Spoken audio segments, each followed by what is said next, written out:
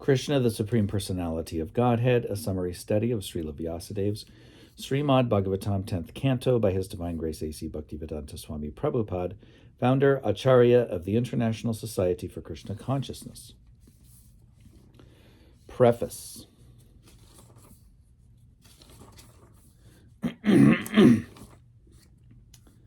By His Divine Grace A.C. Bhaktivedanta Swami Prabhupada. Nivritta Tarshair Upagiya Manad Bhavo Shadhach Chotra Mano Biramat Ka Uta Mashloka Guna Nu Vadat Puman Virajeta Vina Pashu Ganat. Srimad Bhagavatam 10:1-4. In the Western countries, when someone sees the cover of a book like Krishna, he immediately asks, who is Krishna? Who is the girl with Krishna? Etc. The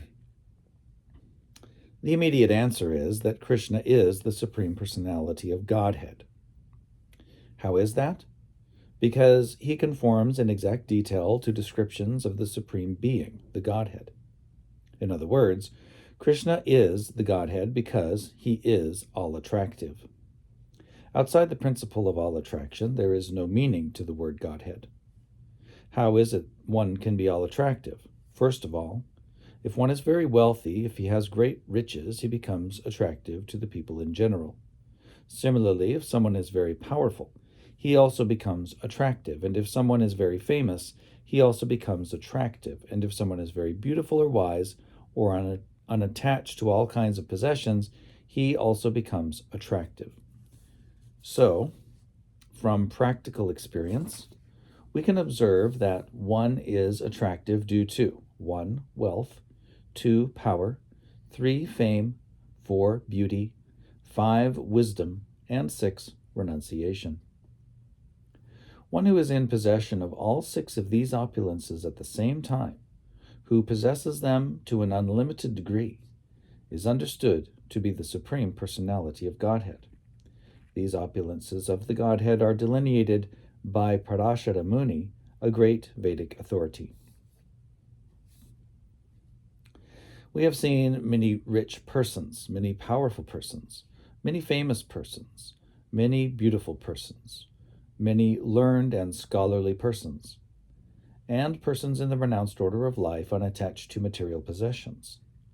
But we have never seen any one person who is unlimitedly and simultaneously wealthy, powerful, famous, beautiful, wise, and unattached, like Krishna, in the history of humanity. Krishna, the Supreme Personality of Godhead, is a historical person who appeared on this earth 5,000 years ago. He stayed on this earth for 125 years and played exactly like a human being. But his activities were unparalleled.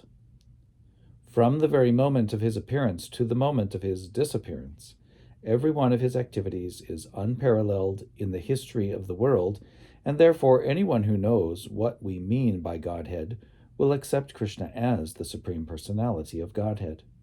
No one is equal to the Godhead, and no one is greater than him.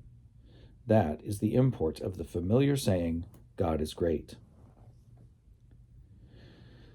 There are various classes of men in the world who speak of God in different ways, but according to the Vedic literatures and according to the great acharyas, the authorized persons versed in the knowledge of God in all ages, like acharyas Shankara, Ramanuja, Madhava, Vishnu, Swami, Lord Chaitanya, and all their followers by disciplic succession, all unanimously agree that Krishna is the Supreme Personality of Godhead.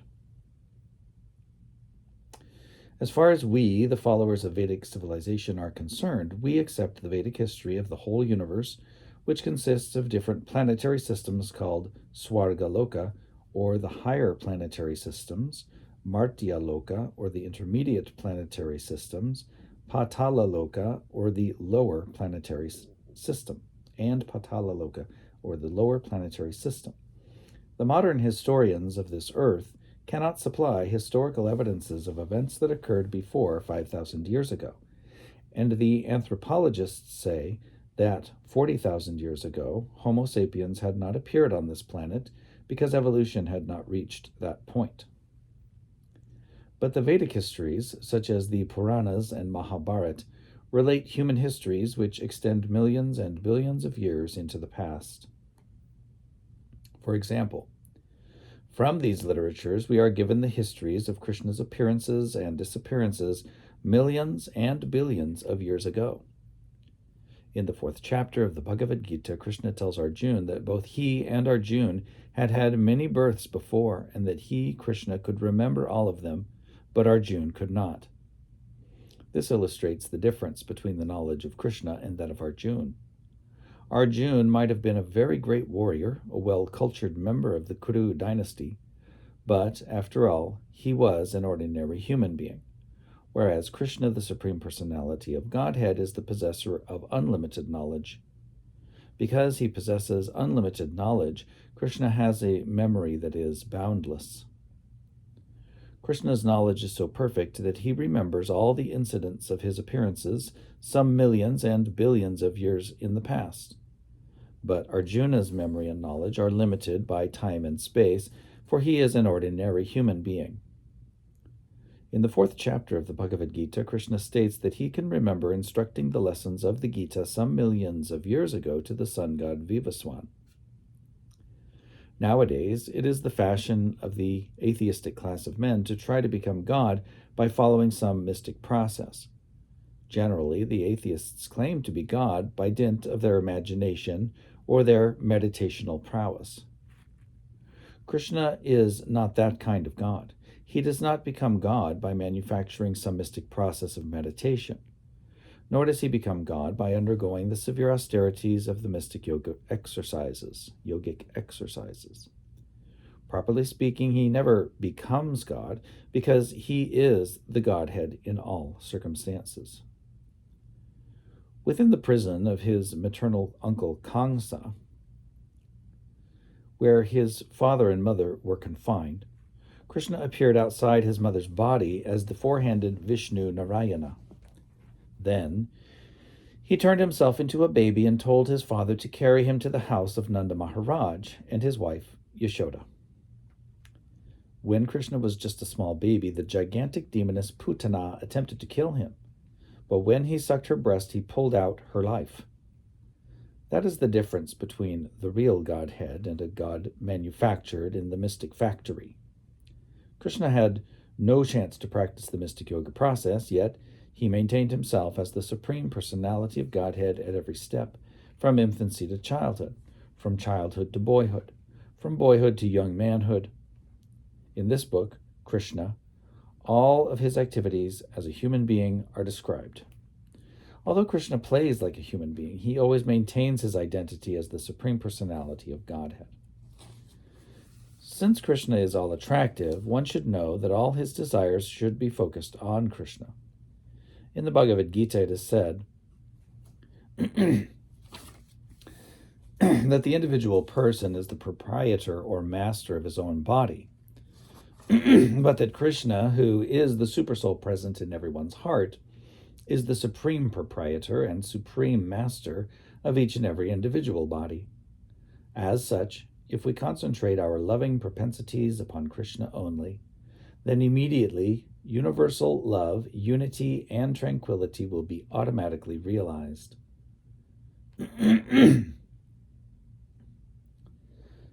When one waters the root of a tree, he automatically waters the branches, twigs, leaves, and flowers. When one supplies food to the stomach through the mouth, he satisfies all the various parts of the body. The art of focusing one's attention on the Supreme and giving one's love to him is called Krishna consciousness. We have inaugurated the Krishna consciousness movement so that everyone can satisfy his propensity for loving others simply by directing his love toward Krishna.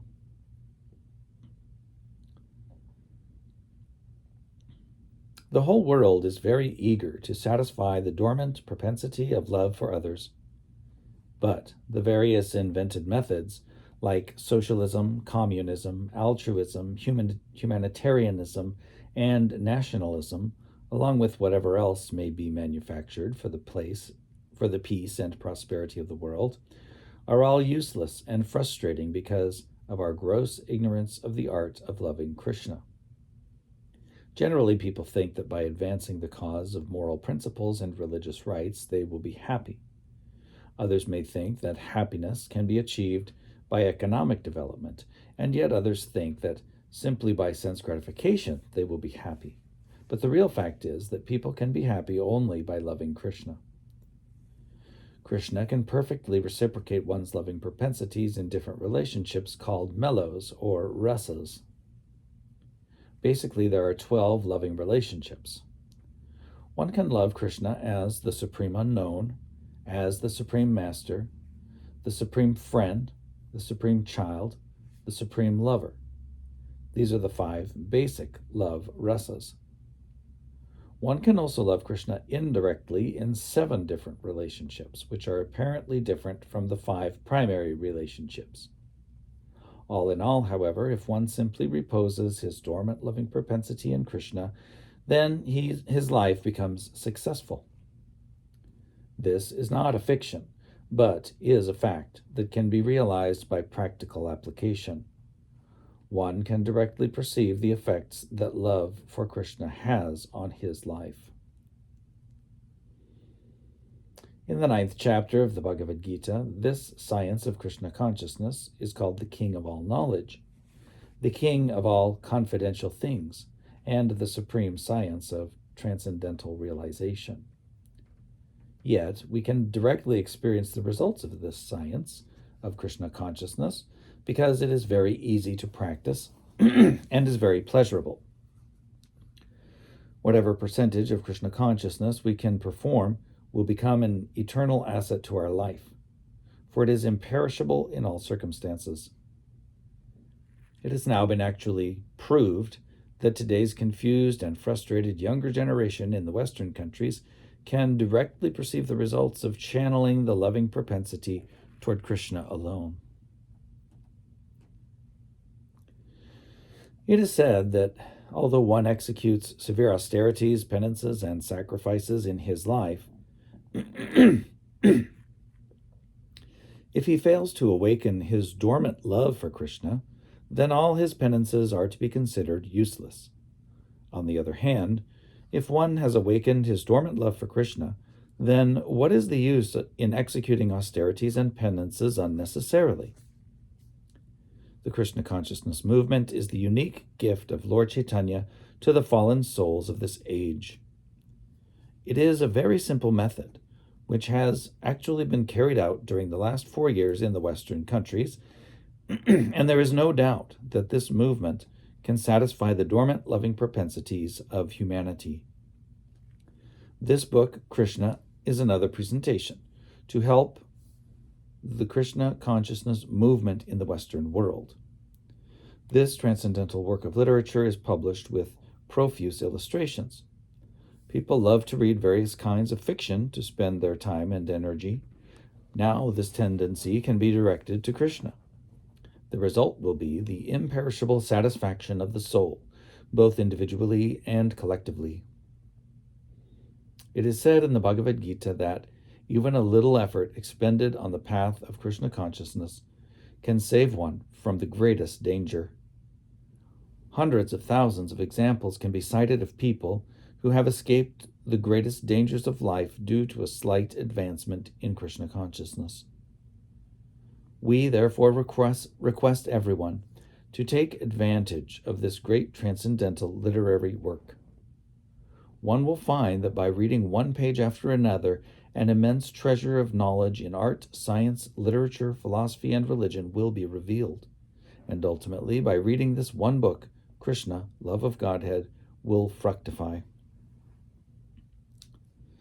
My grateful acknowledgement is due to Sriman George Harrison, now chanting Hare Krishna, for his liberal contribution of $19,000 to meet the entire cost of printing this volume. May Krishna bestow upon this nice boy further advancement in Krishna consciousness. And at last, my ever-willing blessings are bestowed upon Sriman Shyamasundar Das, Adhikari, Sriman Brahmananda Das Brahmachari, Sriman Hayagriva Das Adhikari, Sriman Satsvarup Das Adhikari, Srimati Devahuti Devidasi, Srimati Jarurani Devidasi, Sriman Muralidhara Das Brahmachari, Sriman Bharadraj Das Adhikari, and Sriman Pradyumna Das Adhikari, etc., for their hard labor in different ways to make this publication a great success. Hare Krishna. A.C. Bhaktivedanta Swami. Advent Day of Srila Bhaktisiddhanta Saraswati, February 26, 1970, ISKCON Headquarters, 3764 Watsik Avenue, Los Angeles, California.